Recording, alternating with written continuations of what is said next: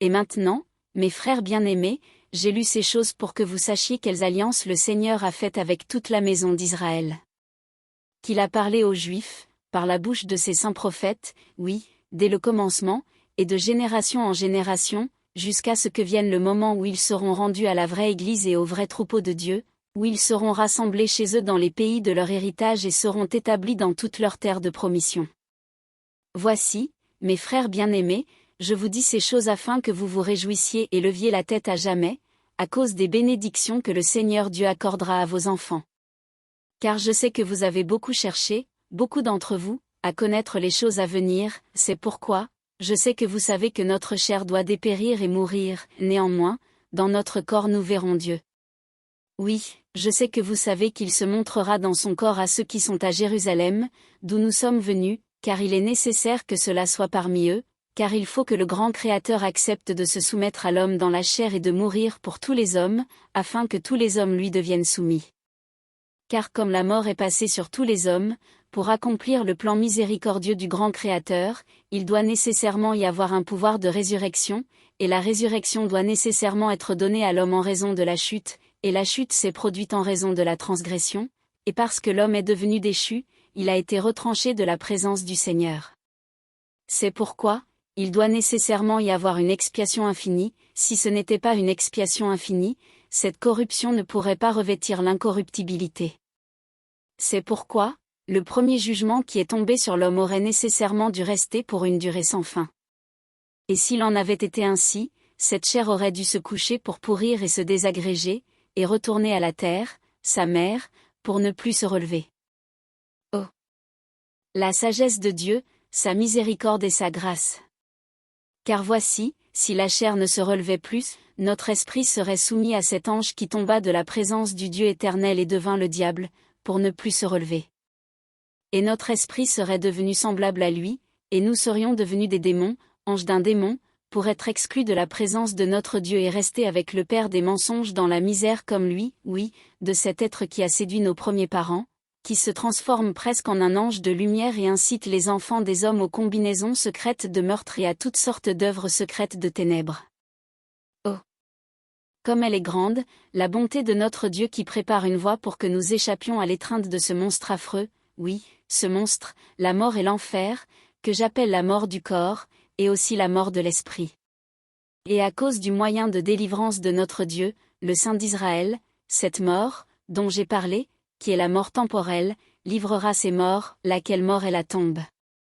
Et cette mort dont j'ai parlé, qui est la mort spirituelle, livrera ses morts, laquelle mort spirituelle est l'enfer, c'est pourquoi, la mort et l'enfer vont livrer leurs morts, et l'enfer va livrer ses esprits captifs, et la tombe va livrer ses corps captifs, et le corps et l'esprit des hommes seront rendus l'un à l'autre, et c'est par le pouvoir de la résurrection du Saint d'Israël.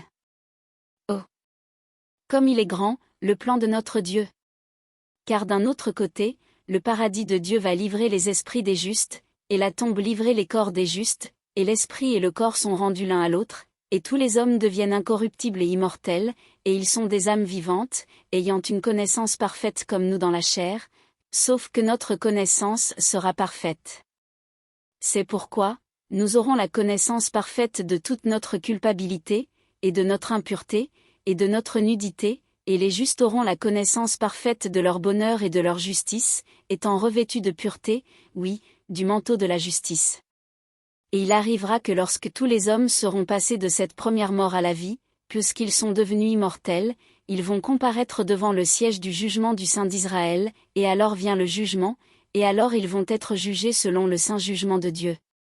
Et assurément, comme le Seigneur vit, car le Seigneur Dieu l'a dit, et c'est sa parole éternelle, qui ne peut passer, ceux qui sont justes seront encore justes, et ceux qui sont souillés seront encore souillés, c'est pourquoi, ceux qui sont souillés sont le diable et ses anges, et ils s'en iront dans le feu éternel préparé pour eux, et leur tourment est comme un étang de feu et de soufre, dont la flamme monte pour toujours et à jamais et n'a pas de fin.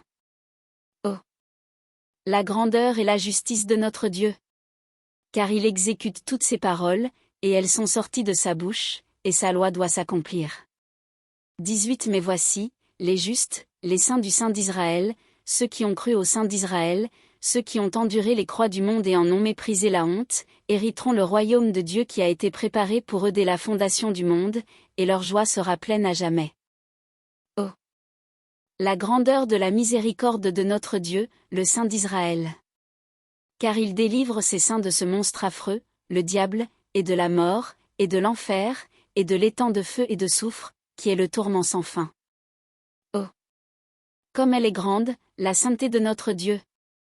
Car il sait tout, et il n'y a rien qu'il ne sache pas.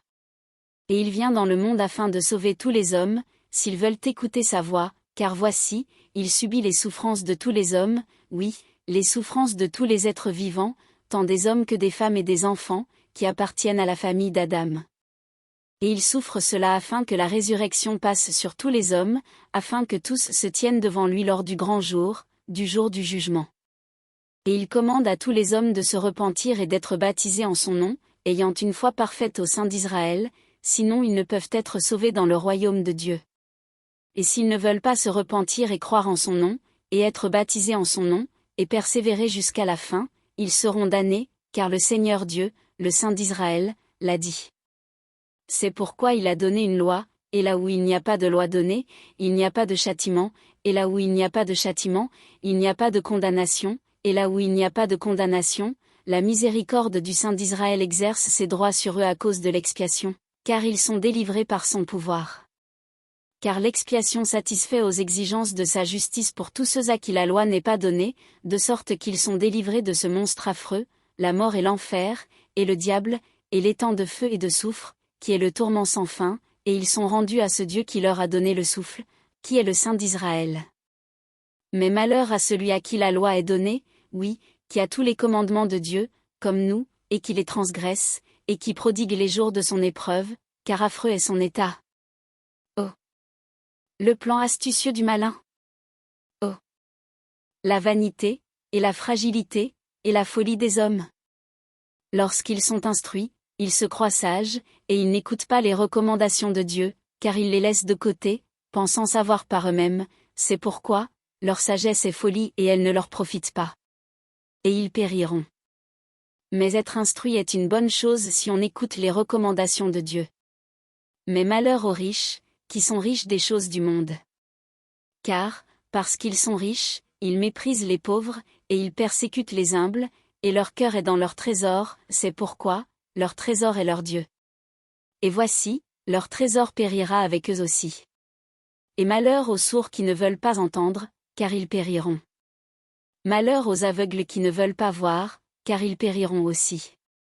Malheur aux incirconcis de cœur, car la connaissance de leurs iniquités les frappera au dernier jour. Malheur aux menteurs, car il sera précipité en enfer. Malheur au meurtrier qui tue délibérément, car il mourra. Malheur à ceux qui se livrent à la fornication, car ils seront précipités en enfer. Oui, malheur à ceux qui adorent les idoles, car le démon de tous les démons fait d'eux ses délices. En bref, malheur à tous ceux qui meurent dans leurs péchés, car ils retourneront à Dieu, et verront sa face, et resteront dans leurs péchés. Ô mes frères bien-aimés, souvenez-vous qu'il est affreux de transgresser contre ce Dieu saint, et aussi qu'il est affreux de céder aux séductions du malin. Souvenez-vous, l'affection de la chair, c'est la mort, et l'affection de l'esprit, c'est la vie éternelle. Ô mes frères bien-aimés, prêtez l'oreille à mes paroles. Souvenez-vous de la grandeur du Saint d'Israël. Ne dites pas que j'ai dit des choses dures à votre égard, car si vous le faites, vous insulterez la vérité, car j'ai dit les paroles de votre Créateur. Je sais que les paroles de vérité sont dures à l'égard de toute impureté, mais les justes ne les craignent pas, car ils aiment la vérité et ne sont pas ébranlés. Oh! Alors, mes frères bien-aimés, venez au Seigneur, le Saint. Souvenez-vous que ses sentiers sont justes.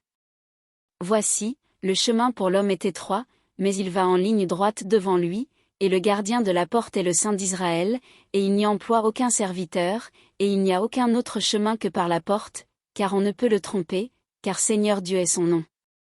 Et à quiconque frappe il ouvre, et les sages, et les savants, et ceux qui sont riches, qui sont boursouflés à cause de leur science, et de leur sagesse, et de leur richesse, oui, ce sont ceux-là qu'il méprise, et à moins qu'ils ne rejettent ces choses et ne se considèrent comme des insensés devant Dieu, et ne descendent dans les profondeurs de l'humilité, il ne leur ouvrira pas. Mais les choses des sages et des hommes intelligents leur seront cachées à jamais, oui, ce bonheur qui est préparé pour les saints. Ô mes frères bien-aimés, souvenez-vous de mes paroles. Voici, j'ôte mes vêtements et je les secoue devant vous, je prie le Dieu de mon salut qu'il me regarde de son œil qui sonde tout, c'est pourquoi, vous saurez au dernier jour. Lorsque tous les hommes seront jugés d'après leurs œuvres, que le Dieu d'Israël a été témoin de ce que j'ai secoué vos iniquités de mon âme et de ce que je me tiens avec pureté devant lui et suis débarrassé de votre sang. Ô mes frères bien-aimés, détournez-vous de vos péchés, secouez les chaînes de celui qui voudrait vous lier solidement, venez à ce Dieu qui est le rocher de votre salut. Préparez votre âme pour ce jour glorieux où la justice sera rendue aux justes, le jour du jugement, afin que vous ne reculiez pas dans une crainte affreuse, afin que vous ne vous souveniez pas parfaitement de votre affreuse culpabilité et ne soyez pas contraints de vous exclamer, « Saints, saints sont tes jugements, ô Seigneur Dieu Tout-Puissant, mais je connais ma culpabilité, j'ai transgressé ta loi, et mes transgressions sont miennes, et le diable m'a gagné, de sorte que je suis la proie de son affreuse misère. Mais voici, mes frères, est-il nécessaire que je vous fasse prendre conscience de l'affreuse réalité de ces choses? Déchirerais-je votre âme si votre esprit était pur? Serais-je clair avec vous, selon la clarté de la vérité, si vous étiez libérés du péché? Voici, si vous étiez saints, je vous parlerais de sainteté, mais comme vous n'êtes pas saints, et que vous me considérez comme un instructeur, il faut nécessairement que je vous enseigne les conséquences du péché. Voici, mon âme a le péché en horreur, et mon cœur fait ses délices de la justice, et je louerai le saint nom de mon Dieu. Venez, mes frères, vous tous qui avez soif, venez vers les eaux, et vous qui n'avez pas d'argent, venez, achetez et mangez, oui, venez, achetez du vin et du lait, sans argent, sans rien payer. C'est pourquoi, ne dépensez pas d'argent pour ce qui n'a pas de valeur, ni votre labeur pour ce qui ne peut pas satisfaire. Écoutez-moi diligemment, et souvenez-vous des paroles que j'ai dites, et venez au sein d'Israël, et faites-vous un festin de ce qui ne périt pas, ni ne peut être corrompu, et que votre âme se délecte de mes succulents. Voici, mes frères bien-aimés, souvenez-vous des paroles de votre Dieu, priez-le continuellement le jour, et rendez grâce à son saint nom la nuit. Que votre cœur se réjouisse. Et voici, comme elles sont grandes les alliances du Seigneur, et comme elle est grande sa condescendance envers les enfants des hommes. Et à cause de sa grandeur, et de sa grâce, et de sa miséricorde, il nous a promis que notre postérité ne sera pas totalement détruite selon la chair, mais qu'il la préservera, et dans des générations futures, elle deviendra une branche juste pour la maison d'Israël. Et maintenant, mes frères, je voudrais vous parler davantage, mais demain je vous annoncerai le reste de mes paroles. Amen.